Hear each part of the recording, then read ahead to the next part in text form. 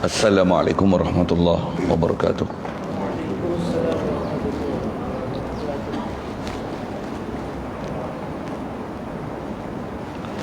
Alhamdulillahi rabbil alamin.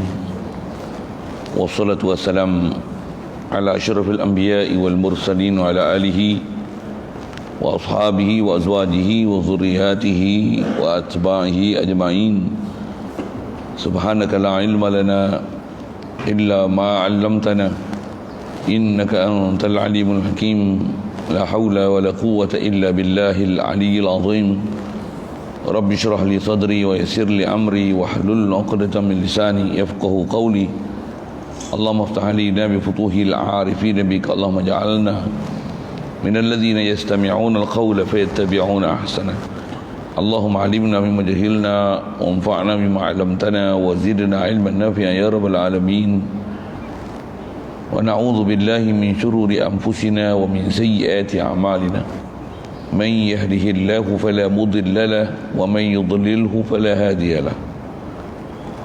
Rabbi a'udzu bika min hamazati syayatin wa a'udzu bika rabbi an yahdurun. Bismillah ma syaa Allah la yasuqul khaira illa Allah. Bismillah ma syaa Allah la yasrifus su'a illa Allah. Bismillah ma syaa Allah ma kana min ni'matin fa min Allah. Bismillah ma syaa Allah la haula wa la quwwata illa billah. Wa ba'du. Qala Syekh Musannif hafizahullah ta'ala wa nafa'ana bihi wa bi 'ulumihi fid dharain. Kitab kita pakai muka surat 7. Dan ada pun dalil akli yang menunjukkan bahawasanya Allah Ta'ala tidak bertempat dan berjihad dan duduk itu ialah pandangan akal yang salim itu tidak keluar ia daripada barang yang datang dengan dia oleh syarak dan tidak berlawanan sertanya. Dan akal di sisi ulama tauhid itu ialah sebagai saksi ataupun syahid bagi hukum syarak. Kerana syarak itu tidak datang ia melainkan dengan mujawazat tidak akli, yakni perkara yang diharuskan oleh akal. Hadirin sekalian, pertama sekali syukur kita Allah Subhanahu Wa Taala dengan limpah kurnia dia, anugerah dia, ihsan dia semata-mata masih memberikan keizinan kepada kita, limpah kurnia dia untuk terus kita meneruskan kehidupan atas muka bumi ini. Alhamdulillah. Limpah kurnia dia semata-mata juga berikan kita nikmat Islam sejak lahir lagi. Alhamdulillah. Ada yang kita dapat Islam bukan daripada sebab mak ayah kita Islam, tapi Allah Ta'ala taufik hidayah kita untuk dapat Islam. Alhamdulillah. Syukur nikmat Islam yang diberi kepada kita tu dimudahkan pada kita pula untuk boleh taat, jauhkan maksiat. Alhamdulillah. Syukur lagi nikmat diberi kehalubaan, minat, kesungguhan nak duduk majlis ilmu dan nak mempelajari perjalanan agama ni. Alhamdulillah. Syukur diberi pada kita kesedaran untuk membetulkan perjalanan syariat zahir kita dan akidah kita, perjalanan batin kita. Alhamdulillah. Syukur disedarkan kita kepada wajibnya menuntut ilmu, wajibnya melaksanakan hukum Islam, wajibnya berzikir kepada Allah Ta'ala, tauhid kepada Allah Ta'ala, iman kepada Allah Ta'ala, beriman pula dengan hari akhirat, dan diberikan kita makin haluba untuk nak memahami bagaimana untuk meneruskan kehidupan ni tepat macam mana kehendak Allah Ta'ala dan Rasul, supaya dengan itu layak kita diistilahkan sebagai hamba Allah Ta'ala, dan dengan itu juga dapat kita berbekal macam mana nak balik ke alam akhirat yang kekal abadi. Diberikan kita kefahaman yang sejati dan mematuhi macam mana kehendak yang diajar oleh Nabi, supaya boleh balik akhirat nanti dapat keridhaan ilahi, insya-Allah. Alhamdulillah. Ada sekalian, kita punya pelajaran daripada kitab ni nak meneruskan perbincangan daripada kitab Tazkiratu Zawil Hijjah untuk menafsirkan makna firman Allah Ta'ala Ar-Rahman 'alal 'arsy istawa. Kaedah dasar kita bicara dalam bab ketuhanan ni, bila Allah dia ilah mestilah ghani,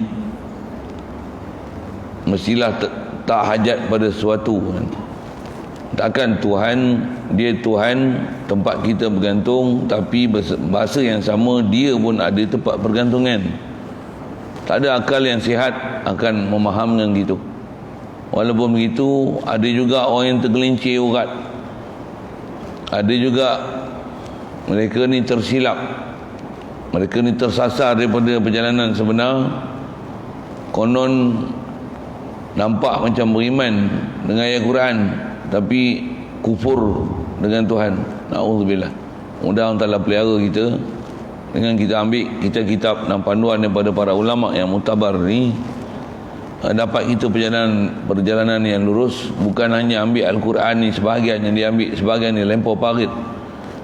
Bukan ambil hanya mengikut Al-Quran yang sesuai dengan hawa nafsu kita, mengikut pandangan kita, tapi mengikut Al-Quran yang telah dirumuskan oleh para ulama, telah diproses mengikut disiplin-disiplin ilmunya.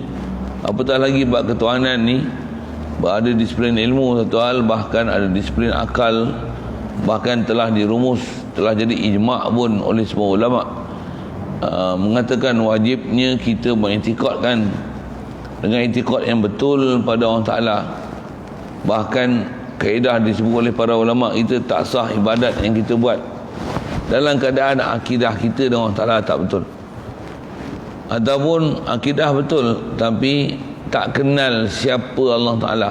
Tak adalah yang salah, tapi tak jitu, tak kemas, tak jelas siapa Allah Ta'ala, yang hati sanubari kita, akal fikiran kita tak boleh nak capai Allah Ta'ala.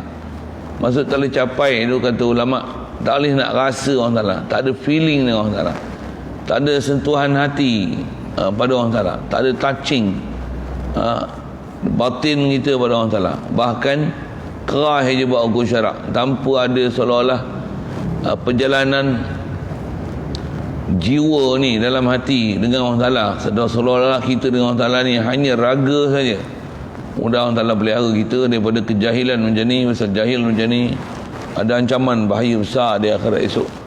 Mudah-mudahan Allah Ta'ala mudahkan kita, lembutkan hati sanubari kita, fahamkan kita, diberikan kita kebolehan pula untuk melawan hawa nafsu, untuk kita boleh tinggalkan apa atas nama kehendak nafsu, bahkan ikut kehendak Nabi SAW, ikut kehendak ahli ulama, ikut kehendak tutup guru, siapa yang memang nak mendidik dan nak menjuruskan kita boleh berjalan, boleh bermusafir, boleh ada hubungan dan interaksi dengan Allah Ta'ala, insyaAllah. Baik, jadi dasarnya kita bicara memang Allah Ta'ala ni tak selayaknya perkara yang tak selayaknya pada dia, dan alat menimbang itu akal. Dan atas kita bicara ayat Quran khasnya mengenai Ar-Rahman 'ala 'arsy istawa, atau istilah ulama dipanggil ayat mutasyabihat. Jadi bila ayat mutasyabihat, dia tak boleh dijadikan sebagai usul untuk dengan itu kita berantiqad. Bahkan untuk usul i'tiqad mesti balik pada ayat muhkam.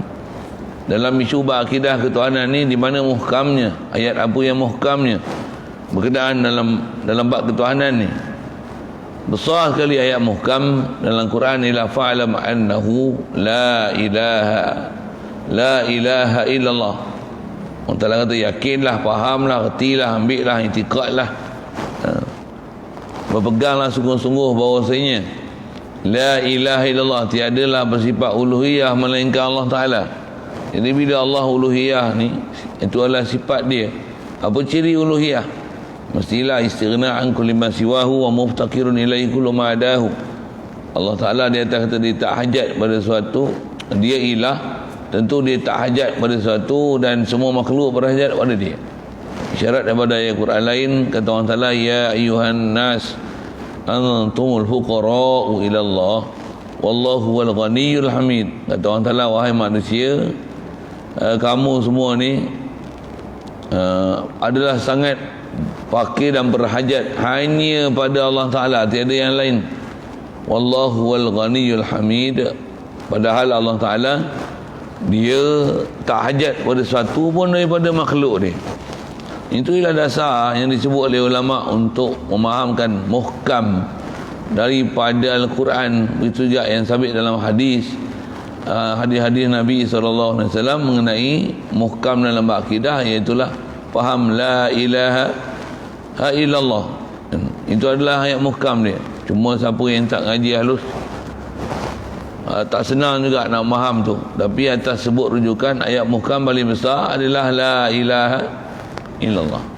Dan antaranya khasnya bila sebut kata Allah Ta'ala dia tak hajat pada sesuatu, ciri besar dia atas kata huwal hayyul qayyum. Allah Ta'ala ni dia saja yang hidup, dia sajalah yang berdiri sendiri atas zatnya, yang dia tak hajat pada sesuatu yang lain. Dia tak faham kita Allah Ta'ala ni dia sempurna, dia tak hajat satu pada lain, tentulah mustahil dia menetap di aras, dia duduk di aras, dia berada di aras. Subhanallah. Daripada awal lagi para ulama kita dah menasihatkan, dah bagi rumusan kat kita apa yang sepatutnya diiktikad betul dengan Ta'ala atau perjalanan salaf dan khalafnya. Baik, jadi di atas perjalanan salaf khalaf ada ittifaq mentazihkan Allah Ta'ala, membersihkan, menyahkan daripada Allah Ta'ala ni perkara yang tak sepatutnya. Khasnya dia tak memahamkan dan membahaskan zat Allah Ta'ala ada di aras, dan membahaskan zat Allah Ta'ala ada muka, ada mata, ada tangan, ada mata. Subhanallah, subhanallah. Yang tu adalah ada perbincangan besar dan kita besar oleh para ulama kita. Apa yang kita baca ni adalah ringkasan daripada rumusan yang telah disebut itu, kan? Baik, jadi nisbah Al-Quran satu hal, hadis mengenai Maha Suci Allah Ta'ala, atau wajib kita tanzih Allah Ta'ala ni daripada sifat kekurangan, sifat-sifat makhluk.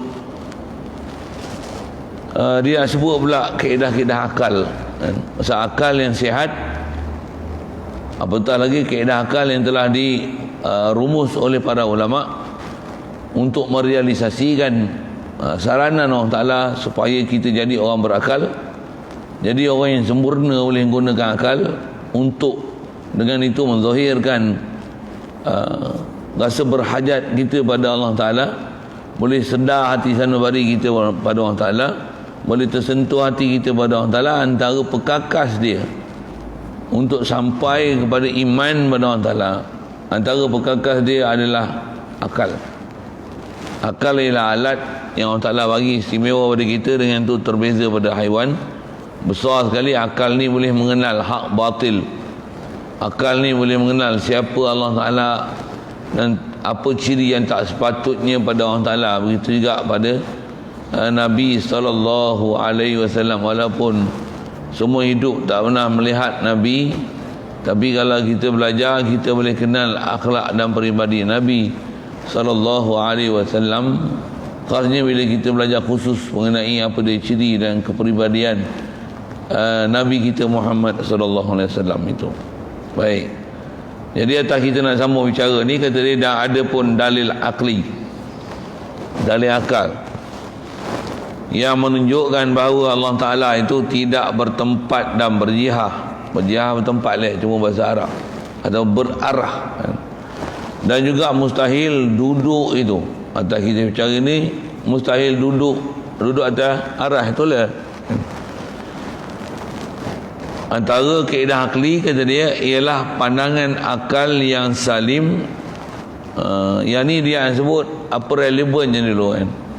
Apa relevannya? Nak rujuk kepada akal untuk melihat mustahilnya Allah Ta'ala bertempat, mustahilnya dia duduk, mustahilnya dia berada di aras tu, kan?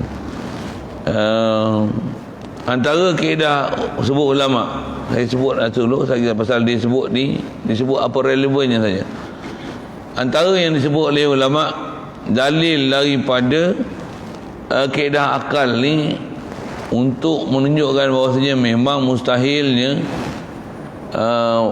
berada di pihak, berada di tempat, berada di arah, duduk di arah tu adalah Al-Quran sendiri. Al-Quran sendiri mengajar kita supaya berakal. supaya jangan hanya berpegang dengan Ar-Rahman 'alal arsy istawa, tapi berpegang juga dengan ayat Quran innallaha ma'ana. Juga supaya berpegang dengan fa iza sa'alaka 'ibadi 'anni fa inni qarib. Juga berpegang dengan ayat Quran inna ilahakum lawahid qul huwallahu ahad. Mesti berpegang dengan seluruh Al-Quran. Pegang dengan seluruh Al-Quran baru menjadikan kita berakal. Pegang juga dengan wa huwa ma'akum aina ma kuntum. Pegang juga dengan ayat Quran inna ma'iya rabbi sayahdi, kata Nabi Musa. Inna ma'iya rabbi, berserta dengan aku Tuhan aku. Jadi antara orang Ta'ala hikayatkan kepada Nabi Musa kata inna ma'iya rabbi, Allah Ta'ala sentiasa dengan aku. Nabi SAW pun isyarat inna Allah ma'ana, Allah Ta'ala sentiasa dengan kita, sentiasa bersama dengan kita. Begitu juga wa huwa ma'akum aina ma kuntum, kata Allah Ta'ala dia bersama dengan kamu di mana saja kamu berada. Jadi kalau ikut kaedah akalnya, kalau boleh memahamkan Ar-Rahman 'alal arsy istawa, itu Allah ada di arasy, macam mana pula nak i'tiqad ayat Quran yang kata Allah inna ma'iya rabbi sayahdi, beserta dengan aku adalah Tuhan aku. Nabi Musa kata. Jadi Allah Ta'ala dengan Nabi Musa lah. Wa huwa ma'akum aina ma kuntum, ayat Quran juga. Kita wajib beriman Quran. Tu nak lempar mana ayat Quran yang kata wa huwa ma'akum aina ma kuntum tu? Dia di mana saja kamu berada, di situlah dia. Tu macam mana nak faham tu? Begitu juga ayat Quran yang sebut ma yakunu min najwa salasatin illa huwa rabi'uhum. Tidak adalah orang yang berbisik kalau ada 4 orang melainkan salasa. Yang kalau ada 3 orang berbisik bersembang, orang lain tak dengar, melainkan Allah lah yang keempatnya. Jadi maksudnya Allah Ta'ala begitu hampir. Begitu juga ayat Quran wa idza salaka ibadi anni fa inni qarib, kata Allah Ta'ala fa inni qarib, sesungguhnya aku hampir, aku dekat dengan kamu. Bahkan ada ayat Quran sebut wa nahnu aqrabu ilaihi min hablil warid, kami lebih hampir daripada manusia itu daripada urat tengkuknya. Sekalian apa saya sebut tu nak menunjukkan supaya kita berakal, gunakan akal yang sempurna. Ulama pun dah ajar dah, salafus soleh pun dah ajar kat kita bagaimana nak selesaikan ayat Quran ni yang muhkam dan mutasyabihat ni. Kalau hanya pakai Ar-Rahman 'ala arsy istawa nak jadikan dia ayat muhkam, ni bertentangan dengan la ilaha illallah, bertentangan dengan ayat Quran yang saya sebut beberapa buah tadi. Kalau ikut senarai itu kat 30 ayat Quran yang menafikan Ar-Rahman 'ala arsy istawa dengan mana Allah berada di aras. Bahkan ada common sense, common knowledge kat kita, akhirat esok ahli syurga akan duduk di syurga dan kekal abadi selamanya. Antara rahmat duduk dalam syurga ialah diberikan ahli syurga ni keupayaan untuk melihat zat Allah Ta'ala. Jadi bila Allah Ta'ala beri keupayaan melihat zat dia, soal di atas kaedah yang salah daripada pahaman muda salah pi tu, dia kata Allah ni arasy tu. Jadi di akhirat itu bila ahli syurga melihat Allah Ta'ala, ketika ahli syurga dalam syurga, kat mana Allah Ta'ala? Kat syurga kan? Boleh faham saya sebut apa? Macam mana nak selesai dengan Quran tu? Di syurga bersama dengan kita, duduk dekat, sedangkan arasy jauh. Untuk kata dekat, mana satu betul? Jauh ke dekat? Kan kelang kabut dah. Jadi macam mana nak selesaikan dia dengan kaedah akli? Yang ni yang ulama ajar kita disiplin. Bila berlaku percanggahan macam ni, mesti selesaikan dia mengikut metodologi yang telah disebut oleh ulama supaya betul akidah kita dengan Allah Ta'ala. Satu daripada ayat Quran yang berbagai tu nak menunjukkan dia rumusan dia apa? Allah Ta'ala apa yang disebut dalam Quran wajib kita beriman. Tapi kalau kata menunjukkan makna yang mustahil, yang tak selayaknya pada dia, wajib tanzihkan dia daripada segala sifat tersebut kan. Pasal Allah Ta'ala ni dia ilah, dia takkan ada sifat kekurangan sama sekali. Jadi dia atas kata tak hajat dan tak ada sifat kekurangan sama sekali. Dia huwal ghani, La ilaha illallah, Allah saja ilah, ilah mesti sempurna kan. Dia tak kata sempurnanya Allah Ta'ala tu tak mungkin. Sempurnanya dia dengan perlu untuk ada dia dengan dia berada di satu tempat ataupun dia berpindah randah daripada satu tempat ke satu tempat ataupun berpindah daripada arasy yang tinggi untuk bagi rahmat. Dia terpaksa turun 2/3 malam kamu ke bumi kan? Takkan makna macam tu. Jadi saya nak tunjukkan kaedah berfikir yang ulama ahli sunnah wal jamaah kita, mereka telah selesaikan semua nas Al-Quran tu, himpun. Lepas tu rumusan ni macam mana? Allah mustahil bertempat. Lepas tu sebut Ar-Rahman ala arsy istawa. Macam mana? Wajib beriman istawa Allah Ta'ala alal arsh. Apa makna istawa? Bukan makna duduk, bukan makna berada. Mesti ada makna dia yang selayaknya. Apa-apa yang bawa kesamaran, tanzih Allah Ta'ala, subhanallah, diam, cukup dekat tu. Ini kaedah ulama kita. Yang tu lah baru dipanggil salaf kan? Pasal apa? Dia telah disiplin hukum akal yang sempurna diberi Allah Ta'ala pada kita dengan ragam ayat Quran yang berbagai-bagai itu, nak menunjukkan bukan Ar-Rahman alal arsy istawa tu boleh dipegang dengan zahir dia yang kata Allah berada di arasy. Sekali lalu kalau sebut dengan mudah, kalau sebut banyak-banyak ayat Quran kok payah tak? Ada ayat Quran sebut amintum man fis sama. Antaranya puak-puak salafi itu menterjemahkan man tu Allah Ta'ala. Ambil je. Adakah kamu beriman dengan Tuhan yang dia ni ada di langit? Amintum man fis sama. Adakah kamu beriman dengan Tuhan yang ada di langit? Soalannya macam mana? Langit dengan arasy. Allah di langit ke Allah di arasy? Kan kena selesai yang tu. Akal waras akan kata macam mana? Tentulah kalau yang ni sebut langit, yang ni sebut arasy, mustahil dengan mana tempat. Dia mesti ada makna. Itu rumusan ulama-ulama kita di sunnah wal jamaah.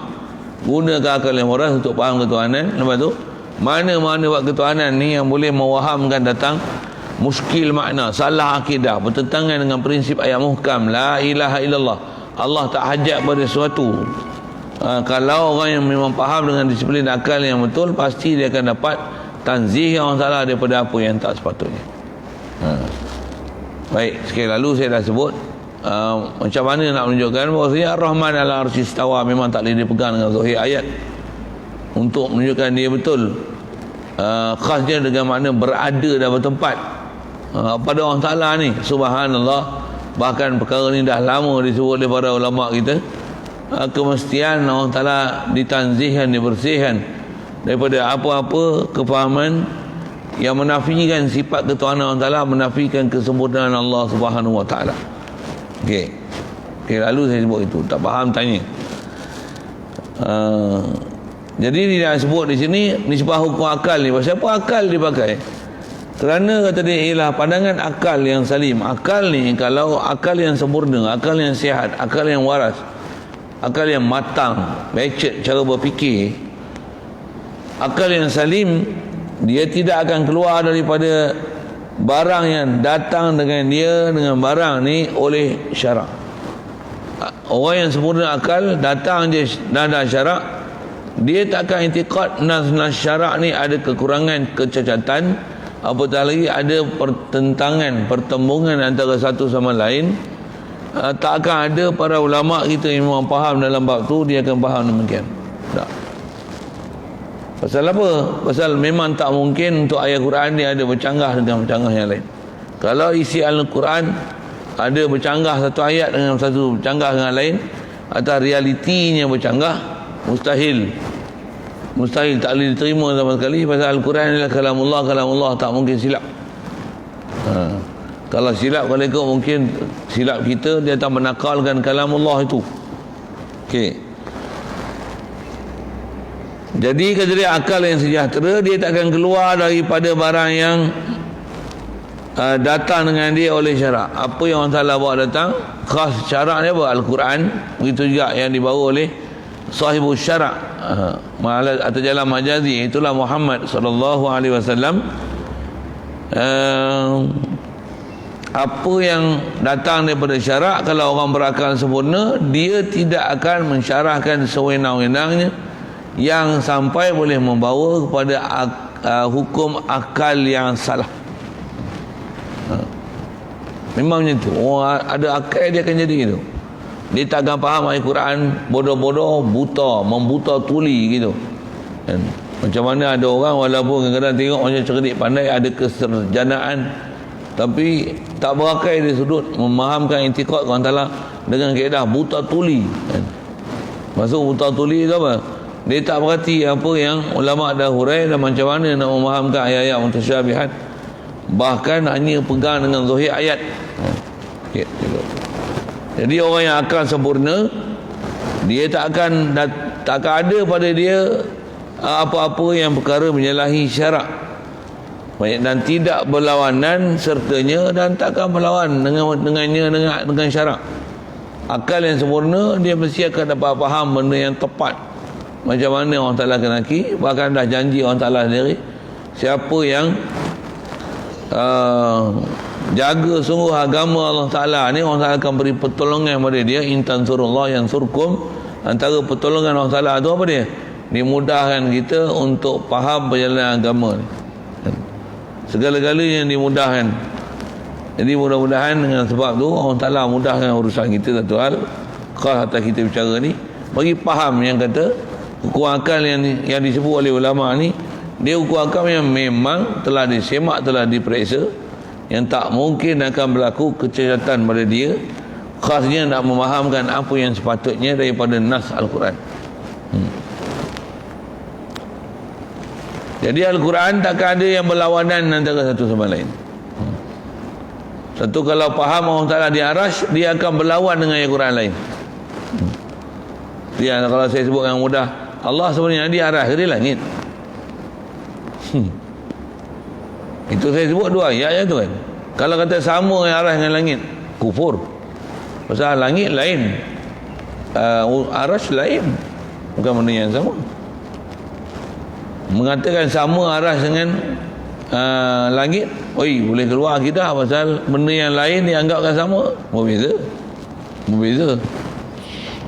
Waktu bila sebut Arash langit, pasal apa? Pasal tang Arash duk faham Ar-Rahman ala arsyis tawa, tang langit amintum man fis sama. Hujah besar buat tu faham. Dia kata ada hamba yang ditanya aina Allah, dia kata fis sama. Kata dia, hamba tu jawab fis sama. Rasulullah kata fahiya mu'min, dia adalah hukum orang perempuan yang Islam, merdekakan dia. Jadi faham dengan zahir itu, kata dia, tu dalil menunjukkan Allah Ta'ala atas Arash. Dalam hadis itu sebut fi sama, bukan alal arsh. Betul Allah alal arsh ke fi sama? Khas yang nak sebut tu apa? Itulah tempat berkelahi kita dengan golongan-golongan Salafi, Wahabi apa semua ni. Pasal di situlah menunjukkan sebenarnya Al-Quran ni mesti dipaham dengan betul, bukan disiplin. Antaranya alat yang dipakai untuk mengenal disiplin tu, skim berfikirnya ialah hukum akal, supaya kita faham benar-benar perjalanan agama tepat macam mana kehendak Allah Ta'ala dan Rasulnya, khasnya atas fahaman Ar-Rahman ala arsyis tawa ni. Ya, saya nak syarahkan hukum akal sekali tak tahu. Dan akal di sini, di sisi ulama tauhid itu ialah sebagai saksi ataupun syahid menyihab. Akal dia Allah Ta'ala jadikan syahid, penyaksi, untuk mensabit yang benarnya hukum syarak dan benarnya Nabi Rasul yang Allah Ta'ala hantar dan benarnya Allah Ta'ala. Satu, kalau kita lihat perjalanan akal lagi, tak mana semua Nabi Rasul Allah Ta'ala bagi mujizat. Mujizat ni apa dia? Mujizat ialah satu bab mengajar kaedah berfikir dengan akal untuk ataupun supaya ada kebolehan mengiyakan Nabi Rasul. Boleh faham? Saya sebut apa? Tak mana kata mujizat dia adalah mengiyakan Nabi Rasul dengan kaedah akal. Nabi Musa tongkat dia boleh jadi ular. Kalau ikut hukum adat, mana ada tongkat jadi ular? Tak ada tongkat jadi ular. Pergi cari tengok dalam dunia mana tongkat boleh jadi ular. Macam mana sesuatu benda yang berunsur tumbuhan asalnya kayu, sekarang kayu pun dah mati pasal jadi tongkat. Boleh ke kayu mati boleh jadi benda hidup?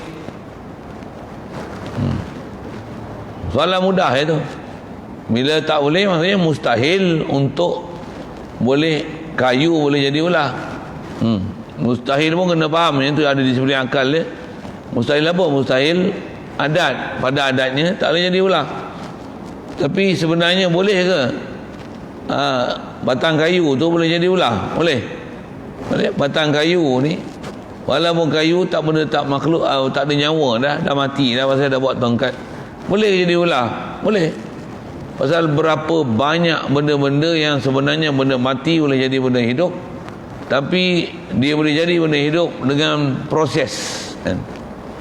Jadi nak menunjukkan sebenarnya tongkat jadi ular ni bukan satu benda mustahil akal, dia harus akal, tapi mustahil pada adat. Boleh faham sebut tu. Jadi bila Allah Ta'ala bagi mukjizat ni, orang yang tengok kata dia, ish, pelik ni, kan? Bukan biasa punya ni. Tambah apa yang ditunjuk oleh Nabi Rasul betul-betul mukjizat, benda-benda pelik luar biasa. Tiada siapa yang akan ada keupayaan untuk boleh melaksanakan benda pelik dan luar biasa tu, melainkan dia punya mesti berlaku pada tangan pada diri Nabi Rasul yang duk tahu mereka Nabi Rasul tu, kan? Jadi bila datangnya adanya mukjizat pada Nabi Rasul, itu adalah satu kaedah untuk berfikir dengan akal. Benar Nabi Rasul ni macam apa? Ada benda yang dia menyalahi adat tapi berlaku depan mata. Akal akan waras berfikir macam ni. Takkanlah boleh berlaku benda tu realiti, melainkan tentu sabit Tuhan yang Maha Kuasa, yang dia yang menjadikan langit bumi ni, dia boleh buat apa kehendak dia, mengikut apa yang sepatutnya dia nak buat. Bila berlaku benda pelik luar biasa tu, faham kita la ilaha illallah, apa dia? Walaupun benda yang mustahil pada adat, tapi disebabkan dengan kekuasaan Allah Ta'ala, hak mustahil pada adat harus pada akal. Tentu nak faham hukum akal tu. Satu, kalau ada orang berpegang dengan adat saja, tak gunakan kaedah metodologi berakal dengan waras, orang mati boleh hidup balik. Siapa pernah tengok mati hidup balik? Angkat tangan. Soal, macam mana boleh beriman orang mati hidup balik? Maksud apa? Maksud kaedah akal. Bumi tandus kering boleh hidup balik dengan hanya sekali simbahan hujan. Tentu yang menghidupkan dia Allah Ta'ala. Jadi apa masalah Allah Ta'ala ni kat kita? Dia asal kita ni asal tak ada, dia bagi kita ada. Lepas tu dia mati yang kita balik, badan kita dah hancur. Allah Ta'ala bagi ada sekali lagi. Susah ke? Tak ada kepada ada pun dia boleh bagi ada. Apatah lagi dah ada, dia tiada, kan? Lepas tu dia nak adakan balik. Lagilah mudah pada dia untuk dia nak jadikan kita. Itu kaedah akal lah tu. Dan kaedah akal ni tak menyalahi syarak. Memang kena beriman macam tu. Wajib beriman tentang bangkit akhirat, wajib beriman tentang Nabi Rasul. Semua Nabi Rasul kita kena terima, tak kira apa keadaan sekalipun. Nabi Rasul tu khasnya yang 25 yang sebut dalam Quran. Begitu juga mujizat-mujizat yang ada pada mereka. Semuanya tu mengajar kita supaya ada akal dan berfikir dengan waras untuk memahami Al-Quran dan apa yang disabitkan pada Nabi Rasul. Khasnya atas kita bicara ni, memahami apa yang sepatutnya disabitkan pada Allah Ta'ala. Mesti ada antara alat yang dipakai akal yang waras. Bila akal tak waras, itulah jadi puak salafi, kan? Macam apa? Dia boleh faham dan tak jadi masalah pada dia Allah Ta'ala berada di Arash. Ada lagi sewil ayat dia kata Allah Ta'ala berada di Arash, tapi Arash bukan tempat, dia kata. Sedangkan Arash nama pun makhluk, tempat lah. Pelik. Kita akan dengar akidah pelik-pelik bagi orang tak berakal. Orang tak berakal ni apa? Salafi tu lah, dia tak berakal. Kata Allah Ta'ala duduk di Arash. Duduk maksudnya dia berhajat ke Arash. Dan bila duduk mesti punggung.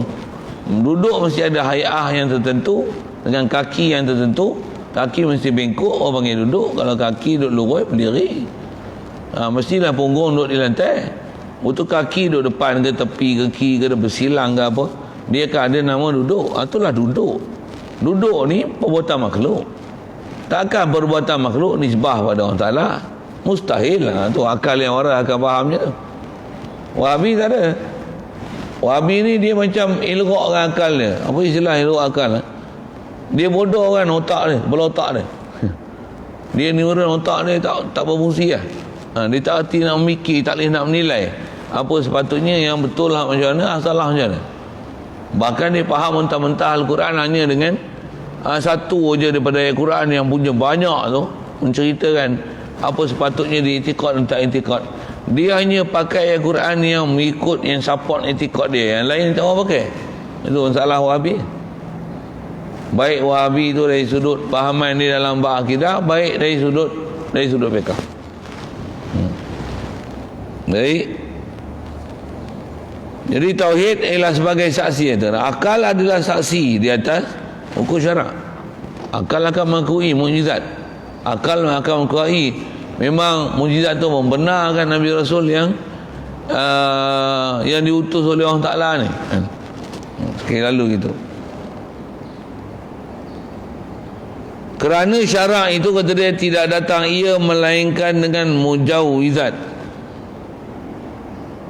dengan mujawazati akli. Kerana syarak maksudnya segala hukum akam syarak, perkara yang berkaitan dengan syarak, baik solat, baik puasa, baik zakat, haji, dia tidak akan disyariatkan oleh Allah Ta'ala melainkan dengan mujawazatin akli, perkara yang diharuskan oleh akal. Masuk arus ni akal boleh menerima kebenaran dia. Kenapa kena sembahyang? Kenapa nak sembahyang kena wuduk? Kenapa wuduk basuh muka? Semua dia ada kemunasabahan syarak. Kalau tak ada air, kenapa tayamum? Tayamum kenapa dengan debu? Mesti debu daripada tanah. Tak boleh ke dengan tepung. Macam ni. Semuanya adalah perkara-perkara yang istilahnya mengajak ada kerelevanannya dengan kuangkai. Kenapa munasabah? Tanya sikit tak mana jawab.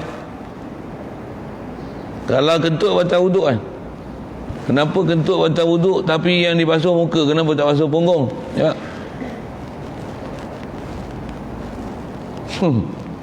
Memang kita buat gitu kan. Kentut basuh punggung, basuh muka. Basuh muka. Nak kentut, nak ambil wuduk balik, basuh punggung, basuh muka. Basuh anggota wuduk lah, muka, tangan, kepala, kaki dia. Kenapa tak basuh punggung? Ya. Kita lah kot tak pandai. Ulama dah tolong jawab lah untuk kita. Dan dia cerita tu nak menunjukkan apa relevannya. Kalau duduk dalam majlis, cuba kentut pun, malu tak? Malu tak? Tak malu? Kentut lah tengok. Tu kentut kalau cirit, kalau macam mana? Malu tak? Jadi punggung memang kalau cirit kena basuh. Kentut bila malu tu, nak malu tu di mana? Di muka ke di buntut? Bahasa mudah dalam buntut tu nah. Malu kat mana? Kat muka dia. Satu basuh muka. Saya nak cerita apa? Relevan dia tu. Kalau ulama dia cari relevan, mesti dengan nas yang syarak tu dia cari macam mana untuk tatbik kan, kata apa, nak matching kan, nak synchronize kan hukum yang ada tu dengan apa munasabah berfikir dengan akal. Mesti ada. Kenapa orang perempuan kena pakaian khasnya dalam mazhab Syafi'i kena tutup muka? Sekarang ni hak jantan pun tutup muka. Dulu muskil kita. Kenapa tutup muka? Okey. Kenapa orang perempuan kena tutup muka? Dalam kita mazhab Syafi'i, kenapa? Mazhab lain pun ada, tapi paling ketat dalam bab aurat ni mazhab Syafi'i ya. Cuma kat Malaysia ni mazhab Syafi'i dia celam-celam. Dia tak cerita betul-betul kan. Kalau kita pergi Yaman macam mana? Tengok orang perempuan ni macam mana? Semua tutup muka. Boleh bahasakan di atas ramai, terlalu ramai, sikit sangat yang tak tutup muka. Yang tak tutup muka ni bukan orang Yaman. Orang yang lain daripada Yaman, pergi Yaman, melancong sana. Pergi Pakistan tutup muka, pergi India tutup muka. Saya pergi India ke airport, pakir-pakir miskin. Ada pakir miskin yang minta sedekah apa kan. Saya pakai putah elok, tutup muka. Tutup muka. Saya nak sebut apa ni? Kenapa kena tutup muka?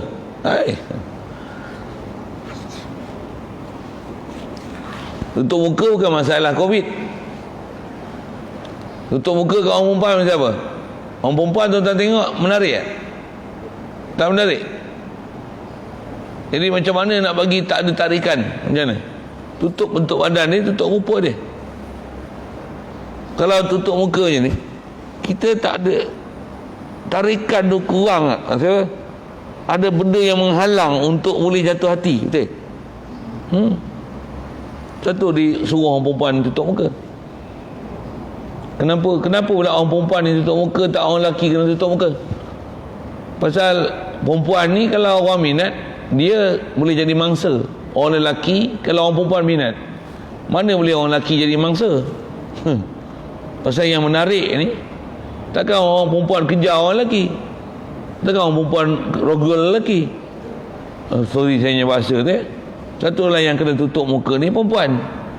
Pasal rimau dengan kijang, siapa yang kena melindung diri, rimau ke kijang?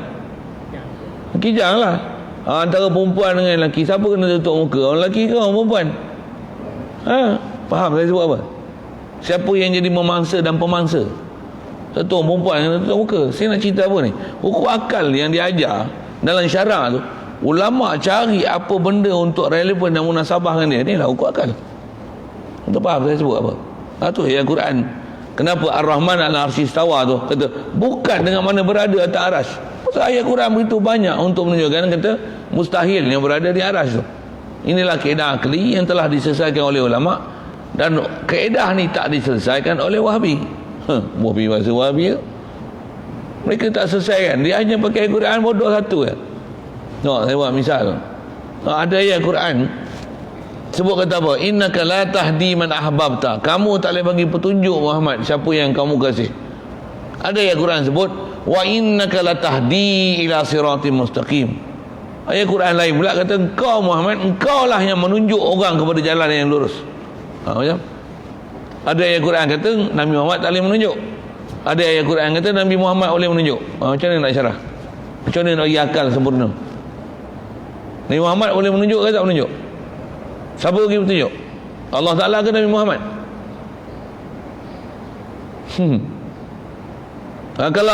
Kalau kita tak belajar akidah, ada pening gitu. Ada ayat Quran kata bagi petunjuk, ada ayat Quran kata tak bagi petunjuk. Yang selalu kita dengar macam tu, oh memang Nabi Muhammad tak bagi petunjuk, yang bagi petunjuk orang Ta'ala. Ada ayat Quran yang kata Allah yang bagi tahu Nabi Muhammad bagi petunjuk, tu buat macam mana? Ulama selesaikan dah mengikut kaedah akal yang sempurna. Apa dia? Allah Ta'ala bagi petunjuk tu hakikatan, tu pada hakiki. Katakan Nabi Muhammad menunjuk ni, yang ni atas jalan majazi. Apa jalan majazi? Maksudnya pasal dia laluan untuk dapat petunjuk. Satu, Allah Ta'ala kata wa innaka la tahdi ila siratim mustaqim. Sungguh engkau adalah yang memberi petunjuk pada jalan yang lurus, atas jalan sabab, atas jalan wasilah, atas jalan ikhtiari. Jalan sabab ni ikhtiar, sebab ikhtiar yang dibuat oleh Rasulullah, maka orang manusia semua dapat petunjuk. Sebut nisbah petunjuk pada Rasulullah atas jalan majazi, majaz akli, itu istilahnya. Pada Allah Ta'ala, Allah bagi petunjuk itu atas jalan hakiki. Saya nak tunjuk apa? Ulama dah selesaikan dengan hukum akal.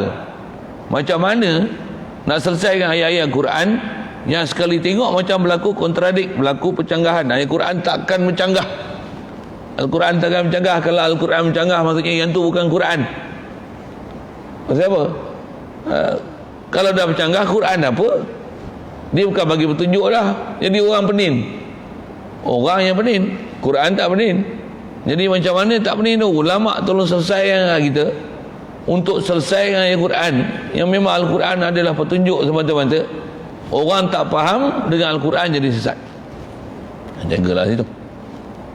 Jadi saya nak tunjuk beberapa perkara mengenai macam mana ulama-ulama tolong selesaikan kita menyelesaikan semua isu Al-Quran yang sekali tengok macam berbalah kan? Al-Quran takkan ada yang membalah dan taklah diselesaikan dia mengikut macam mana qawaid yang telah ditunjuk oleh ulama ahli sunnah wal jamaah. Khasnya ayat Quran kata gini pula, contoh ada ayat Quran kata orang kafir tak boleh diperangi kan? Orang kafir ni biarkan mereka, lakum dinukum waliyadin, agama mereka punya, kita punya. Kita bukan boleh campur aduk agama kita dengan agama dia. Ada ayat Quran pula suruh bunuh pula orang kafir. Macam mana? Qatilul ladzina la yu'minuna billahi wala bil yaumil akhir. Bunuhlah orang yang tak beriman dengan Allah Ta'ala, yang tak beriman dengan di akhirat. Tu ayat suruh perang tu. Macam mana? Ada ayat Quran kata orang kafir ni biar, jangan bunuh, bahkan biar aje kat dia. Bahkan ada ayat Quran lain kata orang kafir ni la ikrah fid din, tak usah buat apa-apa kat dia pasal tak boleh paksa dalam bab agama ni.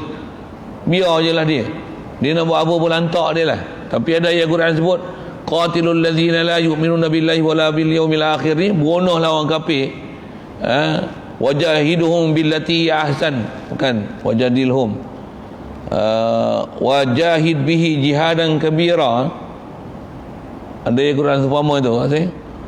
Kamu berjihadlah, kamu jihad besar-besar, lawan sungguh-sungguh. Ni ayat suruh lawan satu, ayat suruh biar satu. Mana betul? Macam nak selesaikan dia? Tu ulama sebutlah satu. Telah diselesaikan dia. Yang tu yang dia nak tunjukkan kat kita, dalil akli khasnya atas bicara bab akidah ni. Tidak datang hukum syarak, melainkan semua yang datang tu adalah perkara yang akal menunjukkan keharusan perkara tersebut dan telah diselesaikan oleh ulama. Kalau di sebuah kitab, ada sebuah kitab khas tentang istilah yang disebut dengan hikmah at-tasyri'iyah, disebut hikmah pensyariatan. Mengapa hukum syarak yang ada tu dengan apa munasabah akalnya. Kenapa zakat 2,5%? Kenapa zakat lembu keluar lembu? Kenapa beras dengan beras? Kenapa haram riba? Beras dengan beras mesti tamasul sama. Kenapa halal jual beli? Kenapa sewa boleh? Kenapa ada sewa yang tak boleh? Gini. Semua selesai. Kitab ada ulama sebut khas yang dipanggil kitab hikmah tasyri'iyah. Kenapa haram babi? Kenapa mengapa? Kamu soal, Al-Quran menjawab, ulama tolong perjelaskan satu persatu. Nak cerita apa tu? Nak cerita setiap perkara yang disebut oleh hukum syarak telah dijelaskan oleh ulama. Kalau dipahamkan elok muncawizat akli ini, tak ada masalah apa pun dalam hukum Islam. Hanya dalam bab akidah. Orang tak faham. Buat misal, dalam hukum Islam, kalau mati, waris ada. Antara hukum pewarisan ni, kalau ada mati ni, orang si mati meninggal seorang lelaki, seorang anak perempuan. Kalau harta ada 3 juta, anak lelaki 2 juta, anak perempuan 1 juta. Tengok sekaligus macam mana? Okey tak? Sekali lalu kalau tengok macam mana? Takkan orang perempuan sikit. Orang perempuan ni tak ada reta. Patutnya dia lah banyak. Patutnya perempuan yang 2 juta, lelaki 1 juta. Itu ikut kepala otak kau. Kalau ikut syarak macam mana? Kalau ikut syarak, perempuan 1 juta, lelaki 2 juta. Apa ni? Tak adil. Engkau faham tak adil. Ulama tolong syarah mujawizat akli. Kenapa perempuan 1 juta, kerana lelaki 1 juta? Kaedah kita orang perempuan ni, dia diberi nafkah, bukan dia menanggung nafkah.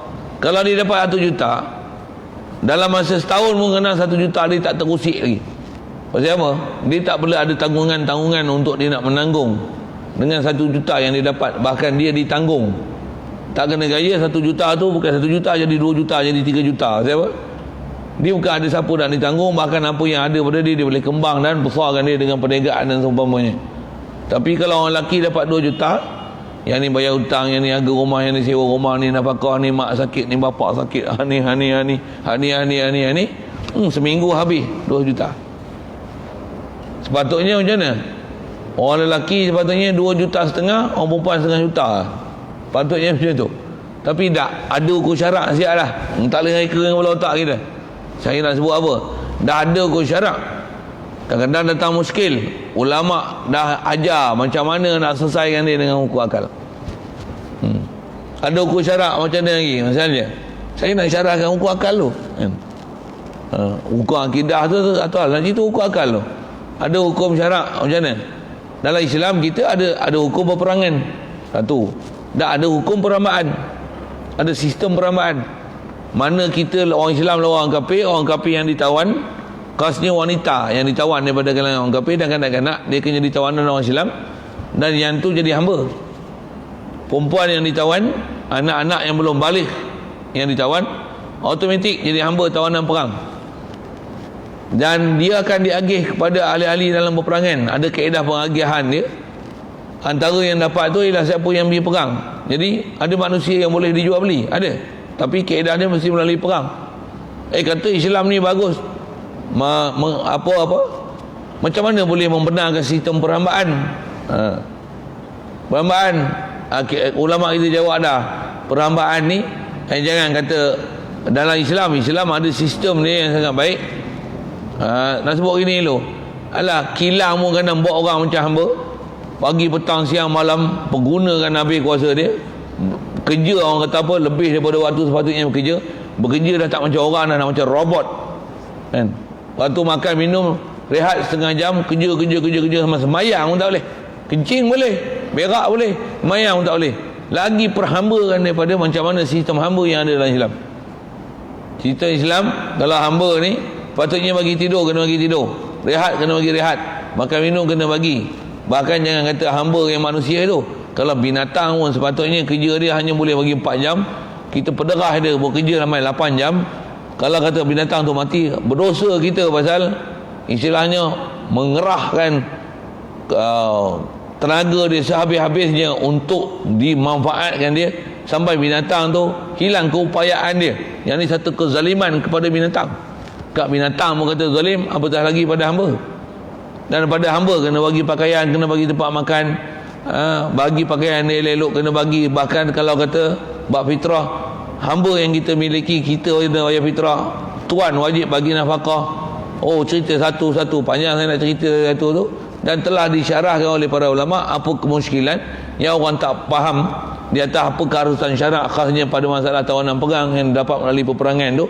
Dah dicerita dalam kitab-kitab umpama hikmatun tasyri'iyah tu, untuk menunjukkan kenapa dan mengapa dalam Islam ada hukum gitu. Asal nak sebut, setiap hukum syarak dia mesti ada munjawazatul aqli, mesti ada. Cuma kita lah tak belajar. Kita tak jadi terpelajar tu kata jangan kata bab fiqh, bab tauhid pun bodoh lagi. Tu yang boleh faham Wahabi tu. Boleh menerima kenyataan salah. Allah ada muka, Allah ada tangan, Allah ada kaki, Allah ada betih. Astagfirullah, subhanallah, subhanallah. Allah ada 2 tangan, tangan kanan, tangan kiri. Subhanallah, subhanallah, subhanallah, subhanallah. Ulama dah selesai kan semua, satu-satu. Satu-satu itulah nak kena faham lagi elok. Yang ni kita duk bicara ni nak menunjukkan bahawasanya memang akal adalah alat yang dijadikan pada kita untuk menyelesaikan apa-apa kemuskilan tu. Cuma tuan-tuan kena pergi belajar daripada guru-guru yang memang betul-betul berakal. Kalau tuan-tuan belajar nampak dia macam guru, tapi guru tak ada akal, rupanya Wahabi, jadi Wahabi walaupun tuan-tuan ada akal. Sikit dengan bahasa itu. Punca pasal apa? Salah guru. Tak percaya, tengoklah orang yang pergi belajar dengan Kristian, dia jadi Kristian. Apa masalah ni? Dia belajar dengan orang tak betul. Bahkan dengan sebab orang Ta'ala bagi akal ni, dia ada satu tempat sentuhan nanti. Kalau orang yang berakal nanti dia belajar, kalau dia betul memang akal dia waras, sehat, yang digunakan bahasa sini ada akal yang salim, apa akan jadi? Dia tak akan jadi Kristian. Siapa? Dia akan muskil sampai padri yang ajar dia pun tak boleh jawab apa soalan-soalan yang ditanya, pasal dia ada akal. Kalau Tuhan tu 3, kenapa 3? Kenapa tak 4? Dah ada anak, takkan tak ada cucu? Contohlah kan. Jenuh padri nak menjawab. Jenuh padri nak jawab. Macam mana Wahabi lah. Kata dia, Wahabi kata macam mana? Allah Ta'ala ada muka, Allah Ta'ala ada tangan, Allah Ta'ala tak ada hidung ke? Jawab, bagi Wahabi jawab. Allah Ta'ala ada Allah Ta'ala ada betih, ada sebut dalam hadis tu. Kita ada hadis. Dia faham tak betul, faham salah, faham berjuzuk. Bukan kaedah kita ahli sunnah wal jamaah faham itu. Tapi Wahabi faham macam tu. Kalau dia faham gitu, jangan bangkang dia, lajakkan terus. Dah ada kaki, dah ada betih, tak ada peha ke? Kalau dia duduk atas aras, ada punggung ke? Tanya dia gitu. Dia jawabkan. Baru dia ada akal sikit. Pasal kalau berjumpa dengan orang ada akal, rasa Wahabi ni lari malam dia. Pasal apa? Anak murid cerdik. Daripada Tok Guru dia bodoh, Tok Guru dia Wahabi. Kena anak murid cerdik, lari malam Wahabi. Jadi kebanyakan jadi Wahabi ni apa? Semua anak murid dia bodoh macam dia. Mufi bahasa gitu. Pasal ulama kita dah syarah dah apa yang ada dalam akidah, apa dalam syarak. Semuanya kerana nisbah akal yang salim, dia mesti dapat lihat apa dia mujawizat akli tu. Siap. Panjang sikit lah saya syarah situ. Pasal bab akli ni pun khasnya zaman sekarang lah kan. Ada orang kata sifat 20 ni ukur akal. Memang dia ajar tu ukur akal, tapi dia bukan akal semata-mata, tapi dia akal yang ambil daripada nakal, daripada Al-Quran dan hadis. Cuma dia datangkan ukur akal pasal supaya mudah dihadam, dapat dihadam dengan baik. Itu je. Kalau kata wujud, takkan nak kata Allah Ta'ala tak wujud, tak ada akal kamu. Jadi kata Allah Ta'ala wujud wajib. Bahkan kalau tak ada Al-Quran pun, memang akal yang waras, akal yang salim akan mengatakan memang Allah Ta'ala ada. Cukup dengan akal. Tak payah pakai Al-Quran. Bukan nak mengepikan Quran, tapi nak kata akal yang waras memang akan mengakui memang Allah Ta'ala ada. Dan memang ada. Dan antara makna la ilaha illallah ni memang nak kita kata Allah Ta'ala ada. Bahkan bukan saja ada, memang Allah Ta'ala wajib ada, kita harus ada. Walaupun kita ada, kuat kita faham ke Allah Ta'ala lagi ada. Bahkan Allah Ta'ala lah yang memang ada, yang semestinya ada, bahkan sedia ada. Yang kita ni baru ada, asalnya tak ada. Ni pun boleh tak ada bila-bila masa untuk dia nak tiada yang kita. La ilaha illallah, Allah la ilah, Allah yang wajib ada, sedia ada, kekal ada, kuasa ada dia. Dia lah yang memang hidup. Kita ni asal mati, dia yang bagi hidup kan. Bila-bila dia boleh matikan kita. La ilaha illallah. Ni buat akidah sahih. Nah, apa kaedah dia ajar oleh ulama tu? Alat yang dia bagi untuk kita bagi faham tu apa? Akal. Disyarahkan akal itu. Satu ulama-ulama ahli sunnah wal jamaah ni bila dia ajar kita dengan berakal dan masya-Allah. Memang kita berakal cerah sungguh kan. Pasal telah disuluh daripada orang yang memang berakal. Baik. Imam Abu Sa'id Al-Mutawalli Asy-Syafi'i. Panjang pula ni lah. Dalam kitabnya Al-Ghaniyatu fi Usuluddin berkata ia, wal gharadu min hadzal fasl nafjul hajati ila al-mahalli wal jiha khilafan lil karamiyah wal hashawiyah wal musyabbihah alladhina qalu inna Allaha jihatun fawqa. Dia kata inna Allaha jihatu fawqa. Wa atlaqa ba'dhum al-qawla bi annahu jalisun 'ala al-'arsy mustaqirrun 'alaihi ta'ala Allahu an qawlihim. Wad dalilu 'ala annahu mustaghnin 'anil mahalli annahu law iftaqara ila al-mahalli lazima an yakuna al-mahallu qadiman li'annahu ay Allah qadimun aw yakuna ayya ala za'mihim hadisan kama annal mahalla hadisun wa kilahuma kufrun wa dalilu alaihi annahu law kana ala al-arshi ala ma za'amu lakana la yakhlu imma an yakuna misla al-arshi aw asghara minhu aw akbara wa fi jami'i dhalika isbatul taqdir wal haddi wan nihayati wa huwa kufrun.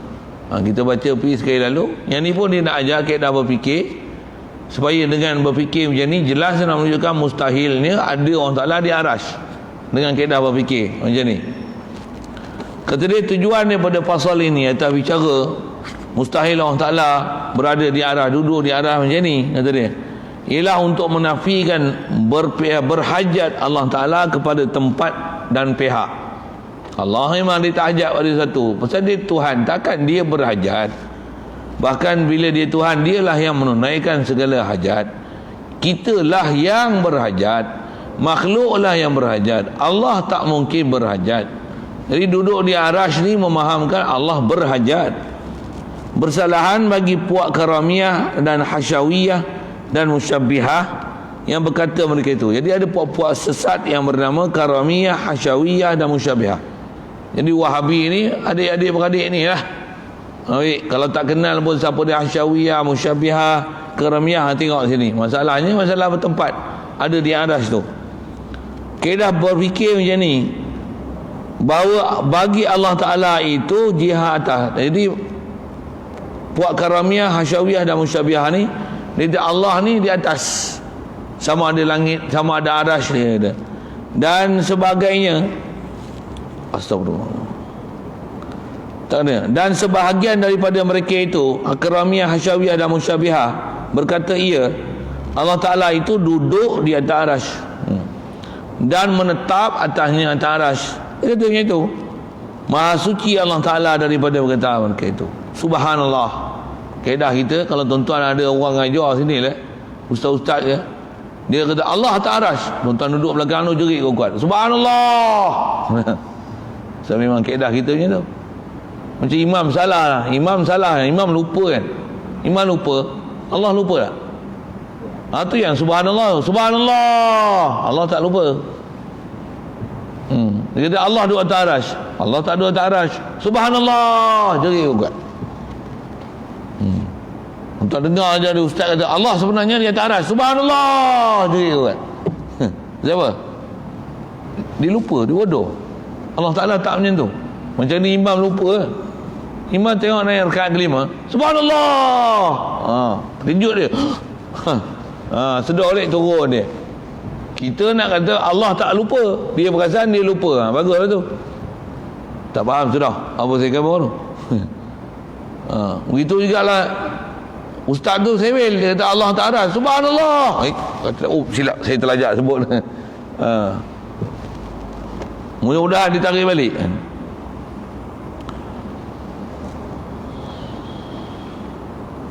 Baik. Jadi maha suci Allah Ta'ala daripada bertempat. Okey, kaedah berfikir dia macam ni, dalil. Dan dalil akal kata dia di atas terkayanya Allah Ta'ala daripada tempat itu macam ni.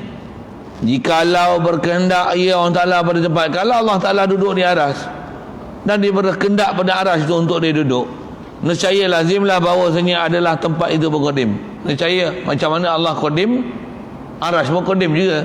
Pasal Allah ada arasy, seolah-olah begitu kan. Kalau ni memang dipaham Allah buat arasy lah, dan Allah buat arasy, takkanlah Allah Ta'ala duduk di atas. Itu pun cukup dah. Takkan Allah Ta'ala buat arasy untuk dia buat, untuk arasy tu dia duduk. Takkan Allah Ta'ala buat matahari untuk dia jadi cerah. Takkan Allah Ta'ala buat bumi untuk apa letak, macam-macam lah pesalahnya akidah tu. Takkan dia buat udara untuk dia bernafas. Dia buat udara untuk kita bernafas kan. Itu pengurusan dia. Dia tak hajat pun untuk bernafaskan kita dengan udara, tapi itu pengurusan dia. Jadi kalau dia duduk di arasy, lazim pada itu arasy semua qadim. Kerana Allah Ta'ala qadim, Allah Ta'ala duduk di arasy, Allah arasy juga qadim lah. Ataupun kata macam ni, atau ada ia Allah Ta'ala ni di atas sangkaan mereka, atas sangkaan bapa Wahabi ni, kata dia baru, arasy ni baru, jadi Allah pun baru. Jadi kalau kata Allah atas arasy, sama ada mengheret arasy tu qadim macam mana Allah Ta'ala qadim, ataupun bila kata Allah atas arasy, mengheret Allah Ta'ala baru di atas kata arasy dia makhluk, Allah pun makhluk juga. Nak mana? Subhanallah. Seperti mana tempat adalah baru. Baik, kaedah dia. Tiap-tiap daripada keduanya itu kufur. Mana-mana akidah, apa dia? Mengiktikadkan arasy tu qadim, kufur. Ataupun mengatakan Allah tu baru, macam mana arasy tu baru, makhluk. Allah pun dah, Allah duduk di arasy, Allah pun makhluk juga. Yang tu pun kufur juga. Takkan Allah duduk di arasy, yang Allah qadim, arasy tu baru. Tak kena. Pasal Allah yang buat arasy, takkan Allah berhajat pada arasy. Apa bodoh kan? Satu kadang-kadang ada orang ada PhD tapi bodoh kan. Dia kata apa? Allah duduk di arasy, tapi arasy tu bukan tempat. Pula. Ini ada orang PhD bodoh seorang dia sebut macam tu. Dia kata nama dia dekat-dekat dengan nama saya. Tak tahulah. Dekat-dekat dengan nama saya. Itu Allah duduk di arash, tapi arash tu bukan tempat. Itu apa? Arash tu apa? Hayalan. Oh, arash. Arash tu bukan tempat. Allah duduk di arash, tapi arash bukan tempat. Bodohnya. Tahulah bodohnya mana. Tahap gaban lah bodohnya. Allah duduk di arash, tapi arash bukan tempat. Ya kalau bahasa lain, kata Allah duduk di arash, tapi arash ni dia makanun adami. Dia tempat yang bukan tempat yang tak ada. Dia tempat tapi tak ada. Kelakar tu. Dia punya huraian akidah sewil, tak masuk akal langsung. Oh, habis-habis bila tak masuk akal, kata dia, mana boleh pakai akal? Kita beriman dengan Allah Ta'ala. Allah yang kata. Ya Allah Ta'ala dia takkan suruh kita beriman dengan benda-benda yang tak masuk akal. Dia ada common sense yang boleh dipaham dengan kaedah syarak. Satu, ulama tadi pun saya syarah panjang kan tentang apa dia. Semua perkara yang Allah Ta'ala fardu kan, baik fardu ke sunat ke, benda-benda yang memang ada dalam kaedah syarak, dia mesti ada munjawizatun akli, mesti ada munasabah, kerelevanannya dengan hukum akal. Mesti ada. Mesti ada.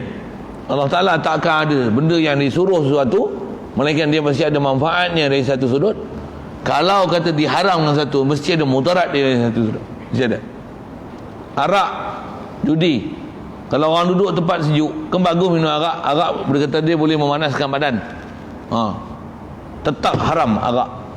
Walaupun duduk di tempat-tempat yang sejuk, arak untuk berfungsi memanaskan badan, tetap haram.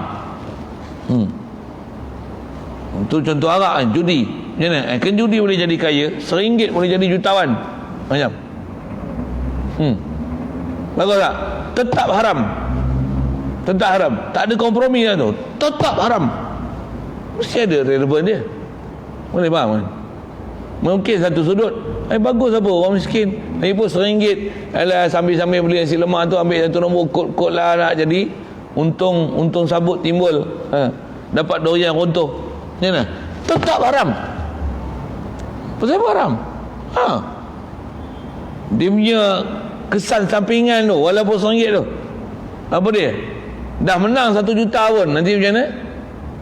Dia takkan berhenti lah main judi. Siapa? Dia judi 1 juta tu nanti. Kalau 1 juta RM1 boleh dapat 1 juta, kalau aku judi 1 juta, macam mana? Mesti dapat 10 juta. Judi-judi satu nombor tak kena dengan 1 juta tu. Apa dia? Dia rosak perasaan, rosak fikiran, otak, rosak cara berfikir, rosak cara kehidupan, mengharapkan suatu benda yang belum pasti. Belum pasti. Harap benda yang dah ada pun dia akan buang, dia akan tinggalkan dengan apa yang benda pasti yang ada dalam tangan dia, walaupun dah ada 1 juta. Itu diharamkan dalam syarak. Jadi nak sebut apa? Ada benda ulama dah syarahkan kita, kenapa mengapa tu kan. Baik. Jadi kaedah orang berfikir tak arah ni, suruh dia orang fikir sikit lah ni. Baik. Nescaya tidak sunyi ia daripada ada kalanya seperti arash. Baik. Dan jikalau pula Allah Ta'ala berada di arash, okey, bagi soalan macam ni. Kalau Allah Ta'ala berada di arash, seperti barang yang disangka oleh puak-puak Wahabi terus lah ni senang kan. Hasyawiyah ke Rahmiyah tu orang kena. Macam mana Wahabi Salafi sebut tu Allah ada atas arash yang layak dengannya. Okey. Kalau Allah Ta'ala layak dengan dia, cuba jawab tengok. Nescaya kalau Allah di arah ni, tak akan sunyi daripada sama ada Allah Ta'ala ni, kata dia, seperti dia macam arash, satu, ataupun kecil daripada arash, dua, ataupun besar daripada arash. Soal, Allah dengan arash, siapa lagi besar? Arash lagi besar ke? Ke arash, Allah ke sama dengan arash ke? Ke kecil daripada arash? Kalau besar pada arash dah oversize. Kalau kecil pada arash dah kecil sangat, arash besar lagi, tak bolehlah kata Allahu Akbar. Lagi kalau Allah sama dengan arash, Allah sama dengan arash, jadi arash pun Tuhan jugalah. Kan kelakar Wahabi ni. Wahabi ni jawab apa? Asal lari malam ni kalau tanya soal gitu. Habis-habis ni tak ada modal, kata dia, jangan banyak tanya nanti kurang iman. Babi itulah senjata dia.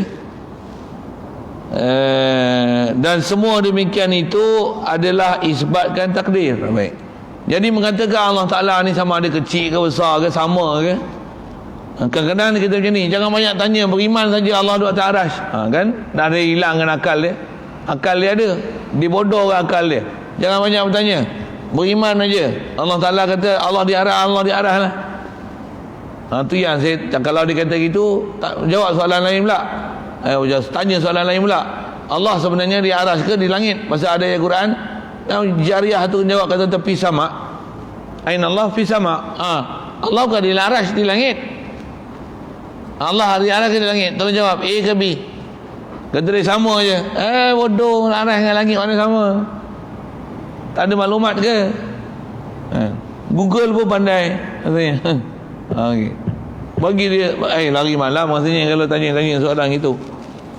Lagipun kata dia mengisbatkan Allah Ta'ala di arah ini, isbatkan takdir dan had dan hudud dan sepadan dan juga nihayah dan juga ada penghujung bagi Allah Ta'ala.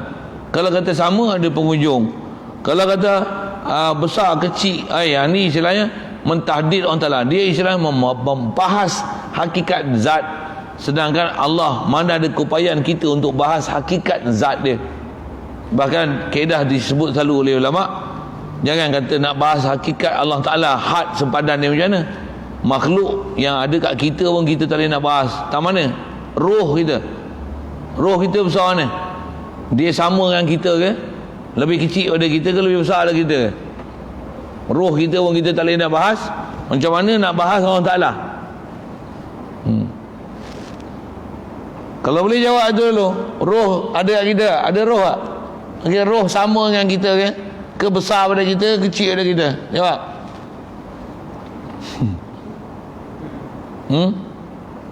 Roh kat kita betul? Kat mana dengan pasti? Ada kat mana? Jawab. Di hidung kah? Di jantung kah? Ada orang tukar jantung buat bateri boleh kan?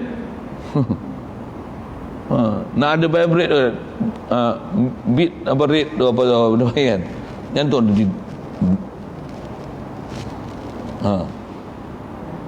Allah kat jantung. Dah jadi kat bateri pula macam tu. Subhanallah. Apa roh? Saya tanya roh dia. Roh. Kat mana roh kita? Kalau tak boleh jawab saya bagi 1000. Kat mana? Dia pumas ni. Tak ada saya bagi 1 juta. Apa buah pergi soalan itu dah. Dan kata dia memahamkan macam ni takdir, had dan nihayah ni iaitu kufur. Ya. Pasal apa kufur? Salah dengan akidah, tak betul. Menyalahi daripada kaedah nakli dan akli.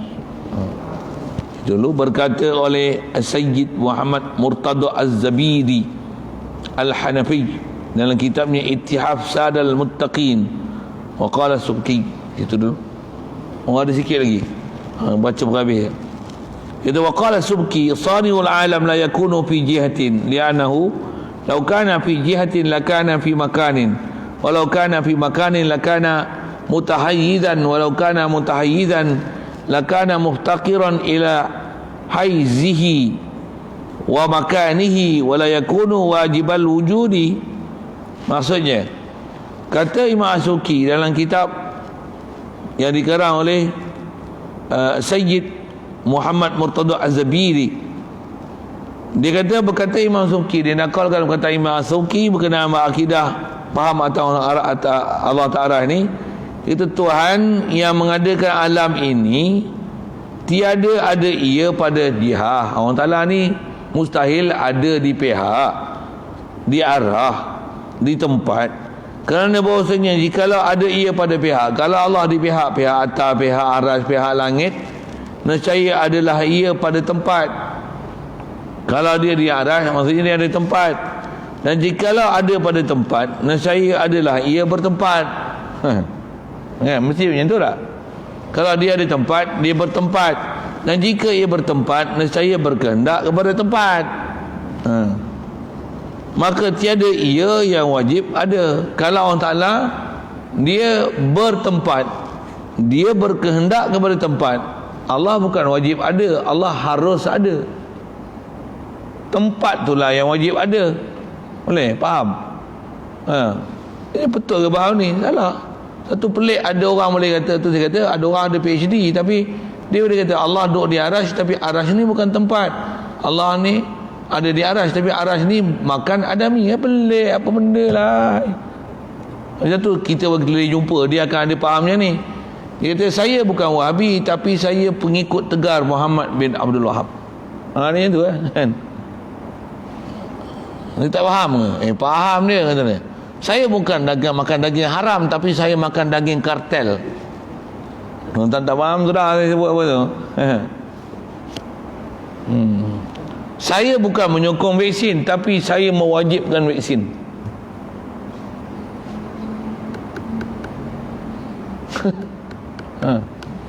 Bercanggah, kepala otak dia bercanggah.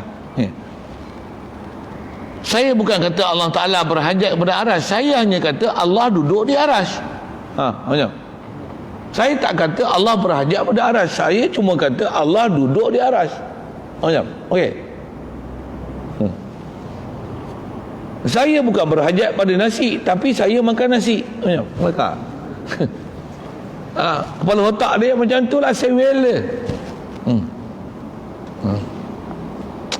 Mudah Allah Ta'ala pelihara kita, jauhkan kita daripada kesewelan itu. Ulama kita dah syarah lama dah, cuma saya punya bahasa ni, cakap bahasa kampung ni nampak kasar lah. Janji faham, kerana cakap bahasa bombastik bla bla bla bla bla tak faham. Macam ni senang bahasa kampung, orang kampung faham.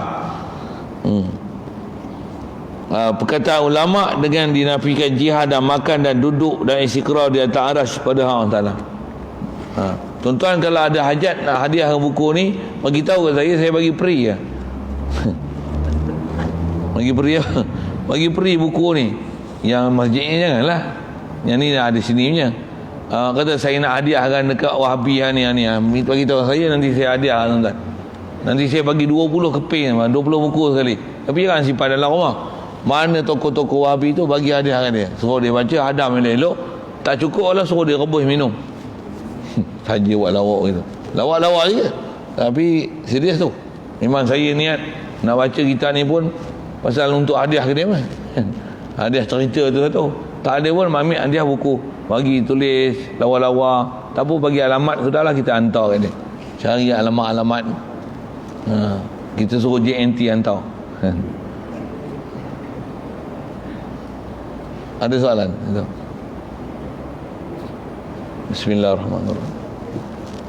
Allahumma nawwir qulubana min nur hidayatika kama nawwartal arda bi nuri syamsika abadan abada.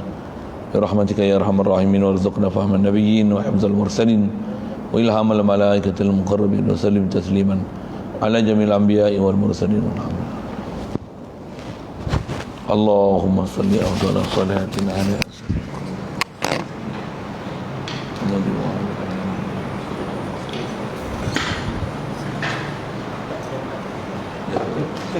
Aku pada semua